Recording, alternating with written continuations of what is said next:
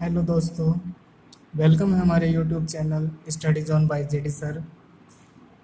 आज मैं आपके लिए लेकर आया हूँ पटवारी मेन का मैथ का क्वेश्चन सॉल्व कर रहे थे, जो कि 6 जनवरी 2017 को एग्ज़ाम हुआ था।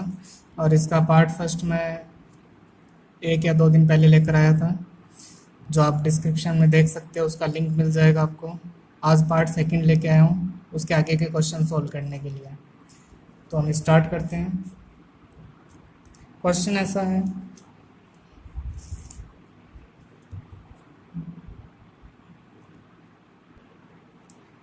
गत 10 मैचों में ए के रनों का औसत स्कोर 42 है और बी के 15 मैचों में रन का औसत स्कोर 57 है। तो दोनों के रनों का औसत स्कोर क्या होगा?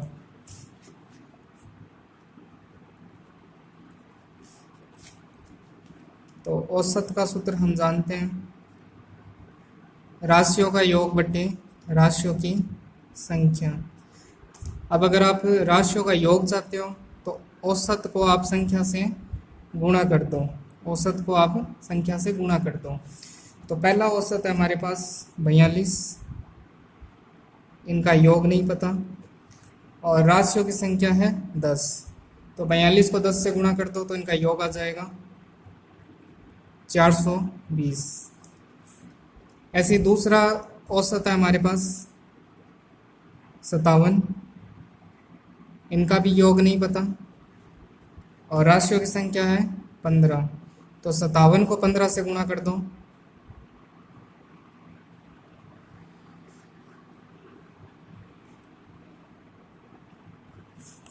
ये जो योग आया है वो है 10 संख्याओं का, और ये जो योग आया है वो है 15 संख्याओं का। अब अगर दोनों का मिलाकर अपन औसत निकालें तो कुल योग कर दो ऊपर, तो यानी राशियों का टोटल योग आ जाएगा यहाँ पर, और राशियों की टोटल संख्या आ जाएगी यहाँ पर। तो टोटल योग कर दो, मतलब इसका और इसका योग कर दो, यहाँ लिख दो।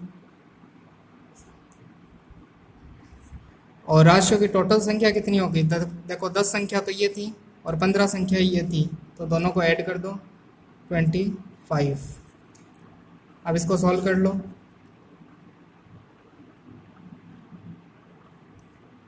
51 हमारा फाइनल आंसर हो जाएगा।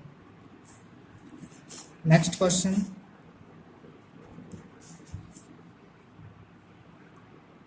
गिनती के सतत 7 अंकों की एक श्रेणी दी गई है। उस दी गई श्रेणी के प्रथम 5 अंकों का औसत n है और सभी 7 अंकों का औसत क्या होगा? यानी आपको गिनती के 7 नंबर लाइन से दिए गए हैं, और उनके जो शुरू के 5 नंबर है उनका अगर आप औसत निकालो तो वह n होगा, कैपिटल N होगा। तो 7 अंकों का औसत क्या होगा? तो देखो इस सवाल को कैसे करना चाहिए, आपको 7 नंबर लिखने होंगे पहले लाइन से। सपोज करो कि मैं अगर 2 लिखता हूँ तो 7 तक अंक कैसे लिखे जाएंगे? 2, 3, 4, 5, 6, 7, 8। यानी इनके नंबर्स की जो संख्या है वो 7 होनी चाहिए। ये तीन 6 और एक 7 नंबर हो गए। अब हमें ये नहीं पता कि नंबर स्टार्ट कहाँ से हुए हैं। ये तो मैंने आपको एक एग्जांपल दिया कि नंबर 2 से अगर स्टार्ट हुए तो 7 नंबर कहाँ तक जाएंगे? 8 तक। ऐसे ही नंबर अगर 3 से स्टार्ट हुए होते तो 7 नंबर कहाँ तक जाएंगे? 9 तक। तो ऐसे ही मैं मान लूँ कि मेरा नंबर जो है वो n से स्टार्ट हुआ है, तो अगला नंबर क्या होएगा? जैसे 2 से स्टार्ट हुआ है तो 2 + 1 3, फिर 2 + 2 4, 2 + 2 5, 2 + 3 5, 2 + 4 6, ऐसे एक्स्ट्रा ऐड करते जाओ इसके अंदर। तो पहला नंबर n है तो दूसरा क्या हो जाएगा? n+1, फिर n+2, फिर n+3, n+4, n+5 और n+6। तो देखो पहला, दूसरा, तीसरा, चौथा, पांचवा, छठा और सातवां, 7 नंबर हमारे पास आ गए। अब इसके बाद ये कह रहा है कि इसके जो शुरू के 5 नंबर हैं, पहला, दूसरा, तीसरा, चौथा और पांचवा, इन 5 नंबर को अगर औसत निकालो आप इनका, मतलब इन सब का योग कर दो।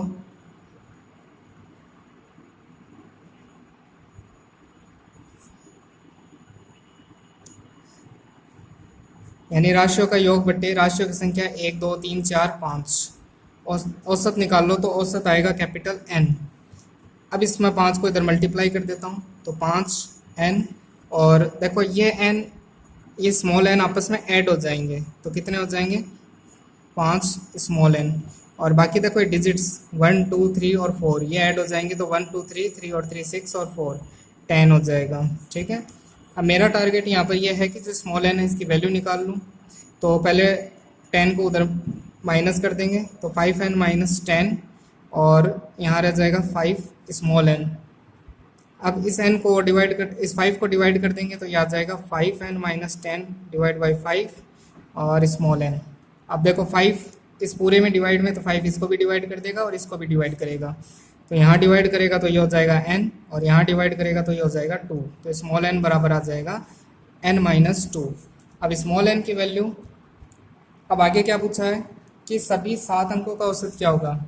अब यानी इन नंबर को और ऐड करना है, तो यहाँ तक जब हमें ऐड किया था, यहाँ तक जब हमने ऐड किया था तो इनका ऐड क्या आ रहा था 5n प्लस 10, यानी 5 अंकों का योग तो 5n प्लस 10, 5n प्लस 10 और फिर छठा और सातवां नंबर और ऐड कर देंगे इसमें n प्लस 5 n प्लस 6 और डिवाइड कर देंगे, क्योंकि अब डिजिट कितने हो गए 7 नंबर हो गए तो 7 का डिवाइड कर देंगे।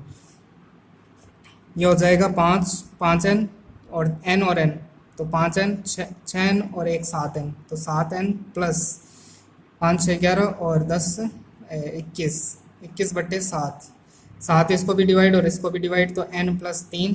अब n की वैल्यू मैं पहले ही निकाल चुका हूँ, कैपिटल N माइनस 2 प्लस 3 और 3 माइनस 2 यानी प्लस का 1 रहेगा और n, तो यानी 7 नंबर का औसत क्या आ रहा है, ये आपका आंसर हो जाएगा capital N plus 1। Next question,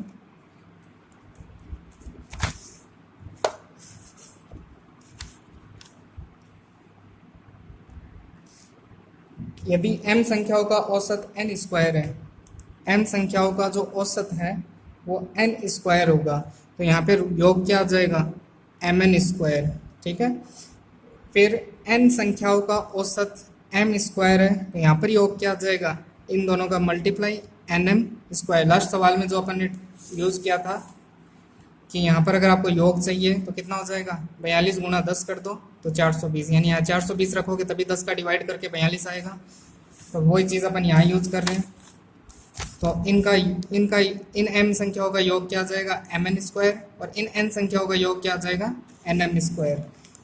अब ये पूछ रहा है सारी संख्याओं का, यानी m और n सारी संख्याओं का योग कितना हो जाएगा, तो पहले दोनों संख्याओं का जो योग है उनको ऐड कर दो, यानी m n square plus n m square और दोनों संख्याओं का योग का डिवाइड कर दो, तो ऊपर तो राशियों का योग आ गया, नीचे राशियों की संख्या, ये आपका आंसर हो जाएगा। लेकिन इसको थोड़ा सॉल्व कर सकते हैं, देखो इसमें से m कॉमन आ जाएगा, n भी कॉमन आ जाएगा, तो m और n दोनों को कॉमन ले लो, यहाँ से m निकल चुका है, n निकल चुका है तो n रह जाएगा, प्लस यहाँ से n m निकल चुका है तो m रह जाएगा, m प्लस n ये दोनों कट हो जाएंगे तो mn इसका आंसर रह जाएगा।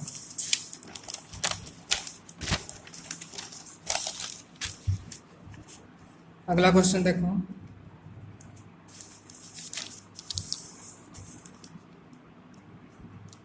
अगला क्वेश्चन है 100 मीटर चौड़ी नदी के एक द्वीप पर एक पेड़ है, तो यानी आपको एक नदी दी गई है जिसकी चौड़ाई कितनी है 100 मीटर, यानी 100 मीटर की इस तरफ तो एक किनारा है और इस तरफ दूसरा किनारा, और बीच में पानी का बहाव है। नदी के दोनों किनारों पर, मतलब इन दोनों किनारों पर एक दूसरे के विपरीत दो बिंदु है, यहाँ पर तो P है और एक यहाँ पर Q है। पेड़ और नदी के बीच में एक पेड़ भी बताया गया था, तो यहाँ पे मान लेते हैं वो पेड़ है, यानी पेड़ इस टाइप से मान लेते हैं। पेड़ और दोनों बिंदु एक सीधी रेखा में, जो कि रेखा मैं पहले खींच चुका हूँ। P और Q बिंदु से, यानी P और Q बिंदु से पेड़ का शीर्ष हो गया, क्रमशः 30 डिग्री और 45 डिग्री का उन्नयन कोण बनाते हैं। जब आपको क्वेश्चन में यह बोला जाए कि उन्नयन कोण बनाते हैं तो इसका मतलब आपको यहाँ से ऊपर की तरफ देखना है, तब कितना डिग्री पर कोण बन रहा है 30 डिग्री, और यहाँ से भी जब ऊपर की ओर देखेंगे तो कितना डिग्री कोण बन रहा है 45 डिग्री।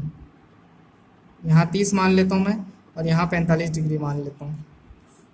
अब उसके बाद पूछा है पेड़ की ऊंचाई क्या होगी, तो पेड़ की ऊंचाई मैं एक बार x मान लेता हूँ, या पेड़ की ऊंचाई में एक बार h मान लेता हूँ। ठीक है, अब हमें ये नहीं बताया गया पेड़ पी और क्यू के बीच की दूरी तो 100 बता दी, लेकिन हमें ये नहीं बताया कि पेड़ पी और क्यू से कितनी दूरी पर है। तो मैं एक बार मान लेता हूँ कि पी क्यू बिंदु से एक्स दूरी पर है और पी बिंदु से अगर टोटल लेंथ 100 है और ये लेंथ x है तो 100 में से x को माइनस कर दो, यानी 100 में से आप x को माइनस कर दो तो क्या रहेगा 100 माइनस एक्स। तो ये लेंथ कितनी है 100 माइनस एक्स। अब देखो, अब मुझे h की वैल्यू फाइंड करनी है, तो मैं इसको ऐसे यूज़ कर सकता हूँ। पहले इस ट्रायंगल को देखो, इसमें मैं tan का फॉर्मूला लगाऊंगा, tan 45 degree equal to perpendicular अपने पास h है डिवाइड बाई बेस यहाँ पर कितना है x। tan 45 का मान कितना होता है 1, तो h अपॉन x को इधर मल्टीप्लाई कर दो, x इक्वल टू h। तो x और h बराबर है, यानी मैं ऐसा लिख सकता हूँ कि h की जगह x लिख सकता हूँ। ठीक है, अब नेक्स्ट इस ट्रायंगल पे आओ। यहाँ पर tan कितना है 30 degree, tan 30 degree equal to perpendicular कितना है h, लेकिन h की वैल्यू किसके बराबर है x के, तो मैं डायरेक्ट यहाँ x लिख देता हूँ डिवाइड बाई बेस कितना है 100 माइनस एक्स।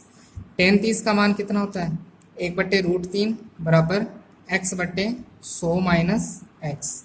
अब 100 माइनस एक्स को इधर मल्टीप्लाई कर देते हैं और √3 को इधर मल्टीप्लाई कर देते हैं √3x। तो ये x है और ये भी x है, तो इसको इधर भेज देते हैं, तो ये हो जाएगा √3x प्लस x, क्योंकि इधर माइनस का था और इधर आ जाएगा 100। इन दोनों में से x कॉमन आ जाएगा, √3 प्लस 1 और इधर आ जाएगा 100। अब मुझे तो x की वैल्यू चाहिए, तो x इसको डिवाइड कर देते हैं एक बार, √3 प्लस 1 को इधर डिवाइड कर देते हैं।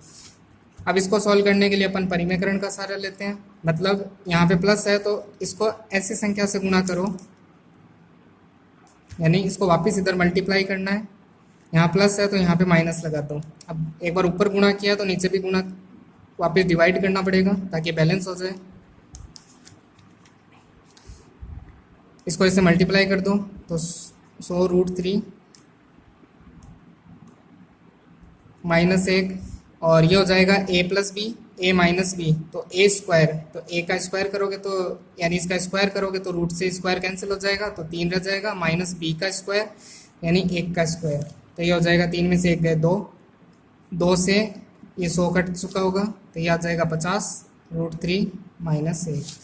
ये वैल्यू है ये x, और हम पहले ही देख चुके हैं कि जो x की वैल्यू है वो h के बराबर है, यानी हम ऐसे कह सकते हैं कि x बराबर h, यानी h की वैल्यू आपके पास ये आ चुकी है। ये आपका आंसर हो जाएगा। अगला क्वेश्चन, एक मीनार की छाया की लंबाई उसकी ऊंचाई की √3 गुना है, तो सूर्य का उन्नयन कोण बताइए। तो एक मान लो मीनार है, मीनार की मान लो यहाँ पे सूरज है,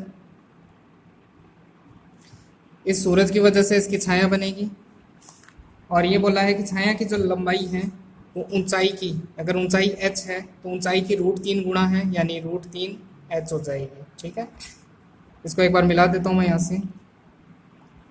अब सूर्य का उन्नयन कोण, यानी अगर अपन ऊपर की तरफ देखें उसे उन्नयन कोण कहेंगे, और अगर मैं यहाँ से नीचे की तरफ देखूँ तो ये वाला अवनमन कोण होगा, ये वाला अवनमन कोण होगा, और यहाँ से अपन ऊपर की तरफ देख रहे हैं तो ये उन्नयन कोण होगा।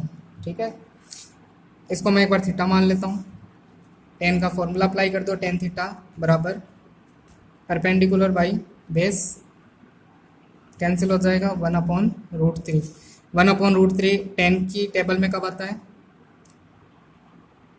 30 डिग्री पर, तो ये इसका आंसर हो जाएगा। अगर आप टेबल नहीं जानते तो मैं यहाँ लिख देता हूँ,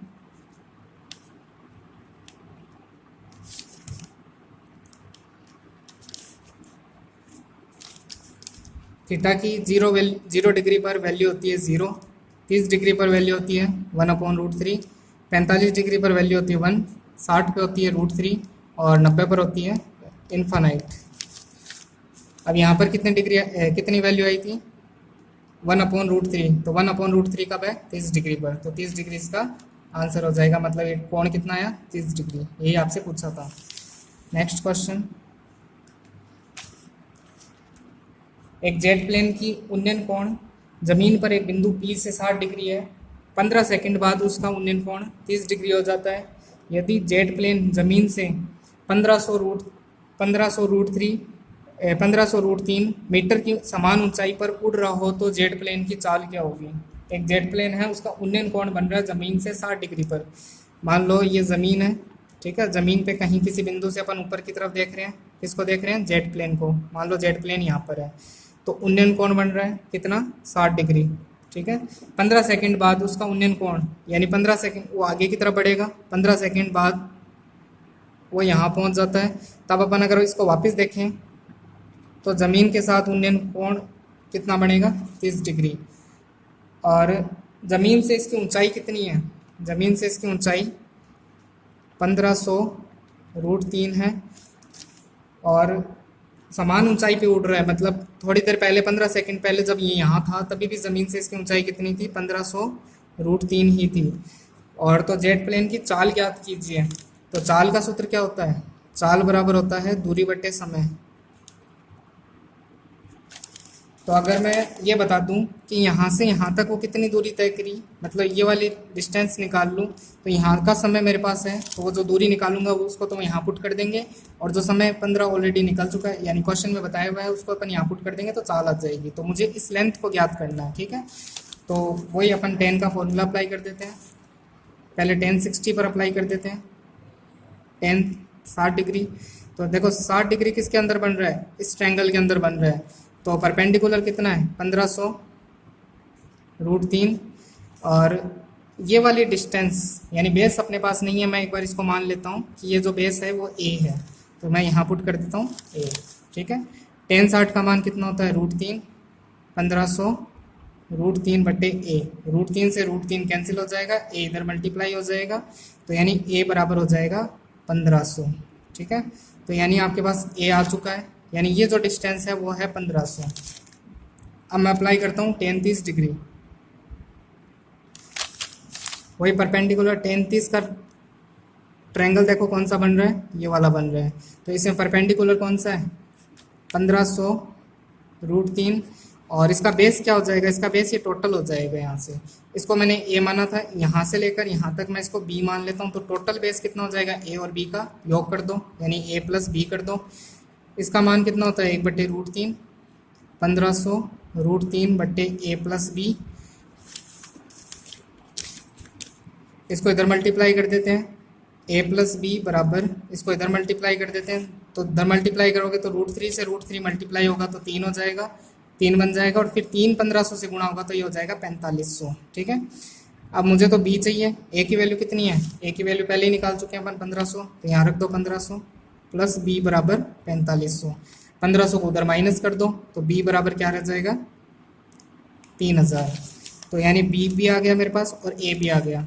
तो लेकिन मुझे क्वेश्चन में क्या चाहिए था, मुझे तो क्वेश्चन में b चाहिए था, यानी देखो b कितना हुआ, 3000। तो ये जो लेंथ है, ये लेंथ इसके बराबर होगी, मतलब इसकी जो लेंथ है वो कितनी आ गई, 3000।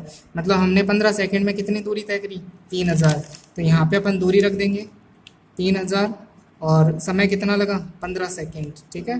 तो 15 से कट हो जाएगा 200। दूरी हमारे पास किस में थी, मीटर में, तो मीटर, और समय किस में था, सेकंड में, तो मीटर बटे सेकंड। तो ये इसका आंसर हो जाएगा। अगला क्वेश्चन है 8400 रुपये को ABCD के मध्य इस प्रकार बांटा जाए कि उनके हिस्सों का अनुपात A अनुपात B तो 1:2 हो, और B अनुपात C 3:1 हो, और C अनुपात D 2:3 हो। तो A व C और B और C के हिस्सों का भाग ज्ञात कीजिए। मतलब आपको क्या दे रखा है, एक तो टोटल जो वैल्यू दे रखी है या टोटल जो रुपए दे रखे हैं वो है 8400 रुपये, और उनको 4 लोगों में बांटना है ABCD में, और A और B के अनुपात दे रखा है, फिर B और C का अनुपात दे रखा है, फिर C और D का अनुपात दे रखा है, और फिर पूछा क्या आपसे कि A और C का जो रुपए बंटेंगे उनका ऐड कर लो, और B और C के जो रुपए बंटेंगे उनका ऐड कर लो, वो आपको बताना है आंसर के अंदर, ठीक है। तो सबसे पहले देखो इनका रेशियो लिख लेते हैं हम, A/B बराबर, या मैं इसको ऐसे लिख लेता हूँ, A और B का जो रेशियो है वो है 1:2, ठीक है। B और C का रेशियो है वो है 3:1 और C और D का अनुपात है 2:3। ठीक है। अब मुझे अगर A अनुपात B अनुपात C अनुपात D चाहिए तो इसके लिए अपन को क्या करना होगा। देखो B की वैल्यू यहाँ पे 2 है, मतलब B का रेशियो 2 है और यहाँ पे B का रेशियो 3 है। तो हमें ये काम करना होगा कि कुछ इसको ऐसे मल्टीप्लाई करो, इसको किसी चीज़ से मल्टीप्लाई करो और इसको भी किसी दूसरे नंबर से मल्टीप्लाई करो कि दोनों का रेशियो सेम आ जाए। मतलब मैं इसको अगर 3 से मल्टीप्लाई कर दूं और इसको 2 से मल्टीप्लाई कर दूं तो यानी इसको तो 3 से मल्टीप्लाई कर दो 6 और इसको 3 से मल्टीप्लाई कर दूं 3, फिर इसको 2 से मल्टीप्लाई कर दो, मतलब इन दोनों को 2 से मल्टीप्लाई कर दो तो 6 और इसको 2 से। ठीक है। और देखो इसको 2 से मल्टीप्लाई करते ही ये दोनों सेम हो गए, यानी इसको तो एज इट इज़ उतार लो। तो अब देखो ये दोनों सेम है, फिर उसके बाद ये दोनों सेम है। तो देखो ये 6 और 6 किसकी वैल्यू थी, बी की वैल्यू थी।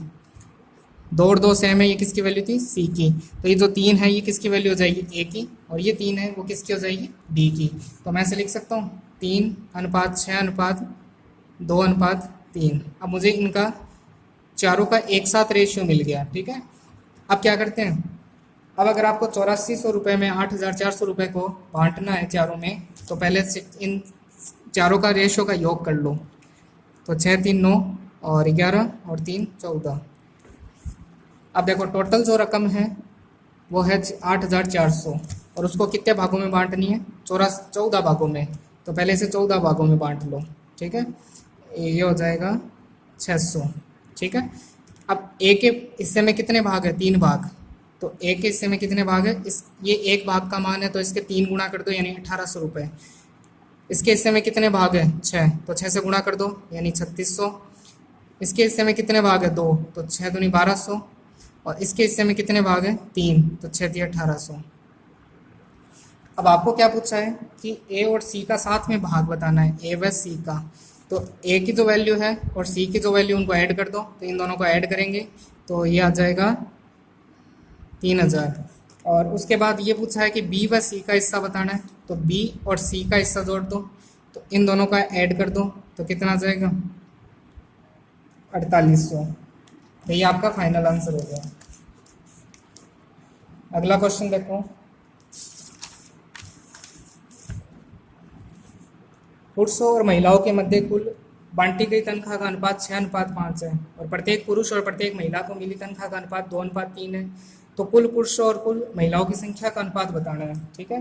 तो देखो पुरुष और महिलाओं के मध्य कुल बंटी हुई तनख्वाह का अनुपात कितना है, 6:5।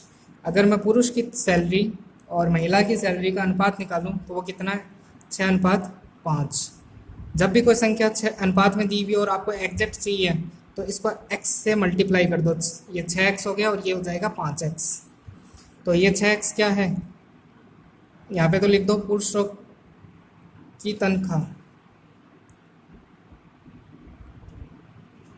और ये 5x क्या है, महिलाओं की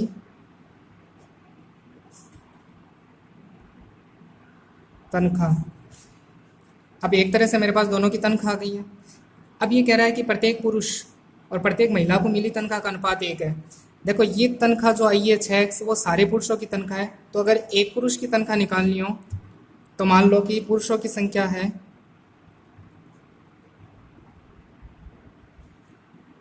A और महिलाओं की संख्या है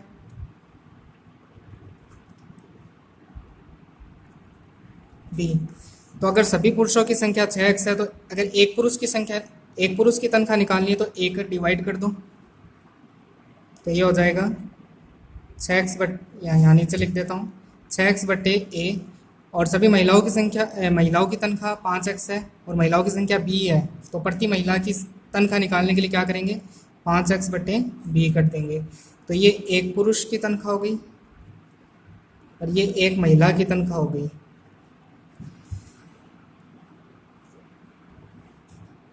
अब उसके बाद कह रहा है कि ये जो एक एक पुरुष और महिला की तनख्वाह आपने निकाल ली, इनका जो अनुपात है यानी 6x/A और 5x/B, इनका जो अनुपात है वो है 2:3। तो अब देखो इस x से ये x कट रहा है और जो b है वो सबसे ऊपर गुणा हो जाता है, यानी जो देखो ये पहला स्थान, दूसरा स्थान, तीसरा और चौथा। तो जो चौथा स्थान है वो पहले स्थान से मल्टीप्लाई होता है और जो तीसरा स्थान है वो दूसरे स्थान पे मल्टीप्लाई होता है। तो यानी b किससे मल्टीप्लाई हो जाएगा, 6 से। तो 6b और 5 किससे मल्टीप्लाई हो जाएगा, a से। तो 5a बराबर 2/3। अब मैं 5 का इधर पक्षांतरण कर देता हूँ एक बार। तो 5 गुणा 2 10 और 6 का इधर मल्टीप्लाई कर दूँ तो 18। तो b/a और ये वापस किससे कट रहे हैं, 2 से। तो इसको तो 5 बार काट देंगे और इसको 9 बार काट देंगे। तो b और a का अनुपात कितना आ गया, 5:9 आ गया।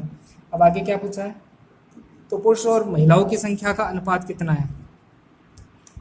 तो b क्या था, महिलाओं की संख्या, और a क्या था, पुरुषों की संख्या। तो ये आ गया महिला अनुपात पुरुष। तो 5:9। जबकि इसने पूछा क्या है, पुरुष अनुपात महिला, यानी पुरुष का नाम आगे है, यानी a/b पूछा है। तो इधर उल्टा किया है, तो इधर भी वापस इसका अपोजिट कर दो तो 9/5। ये इसका आंसर हो जाएगा। अगला क्वेश्चन देखो। एक परीक्षा में 35% विद्यार्थी गणित में और 25% अंग्रेजी में अनुत्तीर्ण हुए हैं, यानी फेल हो चुके हैं। और यदि 10% गणित और अंग्रेजी दोनों विषयों में अनुत्तीर्ण हुए हैं तो दोनों विषयों में उत्तीर्ण विद्यार्थियों की संख्या बतानी है, उनका प्रतिशत बताना है। ठीक है, तो अब देखो इसको कैसे करेंगे। ऐसे सवालों को आप वेन डायग्राम से किया करो, मतलब एक डायग्राम बनेगा, उससे सवाल बड़ी इजीली हो जाएगा। यहाँ पे 2 विषय दिए गए हैं, तो एक सर्कल मैं पहले विषय का बना लूंगा और दूसरा सर्कल इसको काटते हुए दूसरे विषय का बना लूंगा। ठीक है, अब ये जो दोनों का कॉमन हिस्सा है, इसमें देखो दोनों में जो कॉमन अनुत्तीर्ण हुए हैं वो कितने प्रतिशत विद्यार्थी है, 10%। गणित और अंग्रेजी दोनों विषय में अनुत्तीर्ण हुए हैं, तो जो कॉमन भाग है उसमें 10 लिख देंगे। ठीक है, अब ये पहला सर्कल किसका था, पहला मान लो गणित का था। तो गणित में टोटल कितने हैं, 35। तो इस सर्कल में मैंने 10 तो पहले लिख दिया, तो बाकी कितने रहे, 25। तो 25 यहाँ इस खाली जगह में लिख दूंगा। ठीक है, और दूसरा सर्कल किसका है, अंग्रेजी का। तो अंग्रेजी में 10 तो मैं पहले लिख चुका हूँ, क्योंकि देखो ये 10 इसके भी थे और 10 इसमें भी आ रहे हैं, तो 10 तो पहले लिख चुका हूँ। तो बाकी कितने रहे, 15। ठीक है, अब इसके बाद ये पूछा है कि जो दोनों विषय में उत्तीर्ण अभ्यर्थी हैं उनका प्रतिशत बताना है।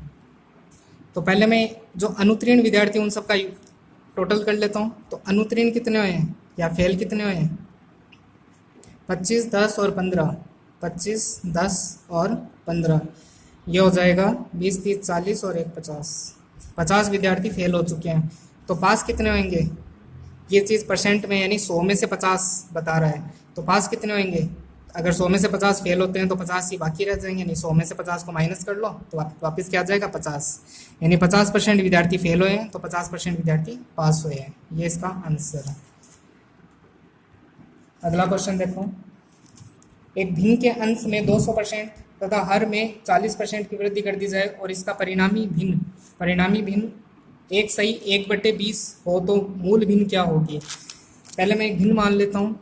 कोई भी भिन्न संख्या होती है वो p/q के रूप में लिखी जाती है, जहाँ पे q क्या होता है, नॉन जीरो होता है। अब इसके बाद ये बोला है कि p में, यानी जो ये ऊपर वाला क्या हो गया अंश, नीचे वाला क्या हो गया हर, अंश में 20% की वृद्धि कर दो। तो अब इसमें 20% की वृद्धि कैसे करनी है, 200% की वृद्धि कैसे करनी है।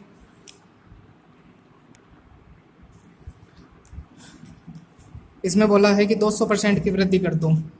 तो अगर मैं इसमें 100% की वृद्धि करता या 200% की वृद्धि करूं तो 200/100 कट जाएगा, यानी 2p। तो यानी p में मुझे इतनी वृद्धि करनी है तो 2p, और q में मुझे यानी हर में 400% की वृद्धि करनी है तो q का 400/100, तो ये हो जाएगा 4q। तो q को यहाँ लिख दो और उसमें कितनी वृद्धि करनी है, 4q। तो 4q को यहाँ लिख दो, तो ये कितना हो जाएगा 3p, और ये कितना हो जाएगा 4 और 1 5q। तो ये कह रहा है कि वृद्धि करने के बाद इसका जो परिणामी भिन्न है वो है 1 सही 1/20। तो इसको अगर मैं सरल करके लिखूँ तो 20 गुणा 1 20 और 1 21/20। तो ये इसका सरल करने के बाद आंसर होगा। ठीक है, अब 5 को मैं इधर मल्टीप्लाई कर देता हूँ, 5 को इधर मल्टीप्लाई कर देते हैं और 3 को इधर डिवाइड कर देंगे। तो 3 से ही कट जाएगा 7 बार, ये 4 बार। तो जो p/q है वो आ जाएगा 7/4। अब ये पूछ रहा है कि जो भिन्न है मूल भिन्न है वो कितनी है। तो यहाँ पे जो ऑप्शन है 7/4 है नहीं, तो इसको थोड़ा डिवाइड करके देखते हैं। पहले एक बार जाएगा और 3 शेषफल रह जाएगा और 4 ये रह जाएगा। तो 1 से ही 3/4 इसका आंसर आ जाएगा। बाकी सवाल नेक्स्ट पार्ट में आएंगे। Thank you.